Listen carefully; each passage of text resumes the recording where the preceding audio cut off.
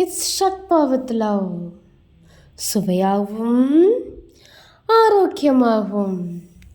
கவலை வேண்டாம் கவலை வேண்டாம், வடமாவில்லை ஈவினிங் ஸ்நாக்ஸ் இல்லைன்னு 10 மினிட்ஸில் மொறுமொறுப்பாக சுவையான ஒரு இன்ஸ்டண்ட்டாக வடை எப்படி பண்ணலான்னு பார்க்கலாம். இதுக்கு நம்ம உளுந்தோ பருப்போ இந்த மாதிரி எதுவுமே ஊற போடணும்னு அவசியம் இல்லை. 10 மினிட்ஸில் இன்ஸ்டண்ட்டாக வீட்டில் இருக்கிற பொருளை வச்சே நம்மளுக்கு பேட்டர் ரெடி பண்ணிக்கலாம்.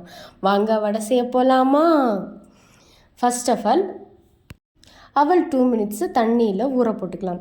தண்ணியில் ஊற போட்டுட்டு அது அவல் ஊறினதுக்கப்புறம் அது தண்ணி இல்லாமல் பிழிஞ்சு மிக்ஸி ஜாரில் விட்டு மாற்றிக்கலாம்.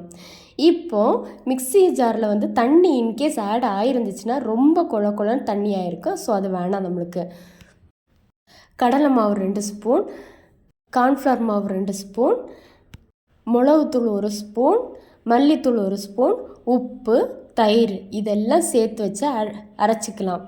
அது கூட தயவு செஞ்சு தண்ணி மட்டும் ஆட் பண்ணக்கூடாது. இவ்வளோத்தையும் சேர்த்து நல்ல கட்டியான பதத்தில், நம்ம கையில் லைட்டாக ஒட்டிச்சுன்னா ப்ராப்ளம் இல்லை, கட்டியான பதத்தில் ஆட் பண்ணிக்கலாம். இப்போ இதில் வெங்காயம் மல்லித்தலையும் குட்டி குட்டியாக கட் பண்ணி போட்டுக்கலாம்.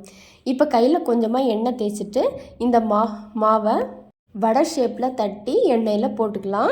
எண்ணெயில் ஃபர்ஸ்ட் ஆஃப் ஆல் செக் பண்ணால் சின்னதாக ஒரு வடை பீஸ் போட்டு செக் பண்ணிக்கலாம்.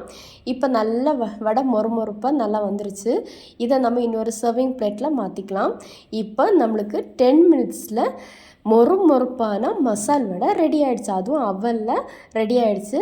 இதுக்கு டேஸ்ட் மற்ற இதில் நார்மலாக சாப்பிடக்கூடிய டேஸ்ட் இல்லை, செம யம்மியாக இருக்கும். ட்ரை பண்ணிவிட்டு கமெண்ட் பண்ணுங்கள். தேங்க்ஸ் ஃபார் வாட்சிங்.